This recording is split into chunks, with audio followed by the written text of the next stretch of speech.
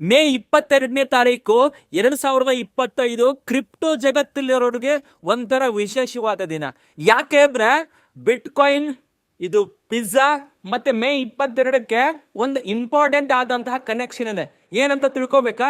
ಹಾಗಿದ್ರೆ ಪಿಜ್ಜಾಕ್ಕೂ ಮೇ 22ಕ್ಕೂ ಬಿಟ್ಕಾಯಿನ್ಗೂ ಏನ್ ಸಂಬಂಧ ಅಂತಂದ್ರೆ, 2010ರಲ್ಲಿ ಅಮೆರಿಕಾದ ಒಬ್ಬ ಮನುಷ್ಯ 2 ಪಿಜ್ಜಾ ತಿನ್ನಬೇಕಾದ್ರೆ ಜಗತ್ತಿನ ಮೊದಲ ಬಿಟ್ಕಾಯಿನ್ ಟ್ರಾನ್ಸಾಕ್ಷನ್ ಅನ್ನ ಮಾಡಿದ್ರು.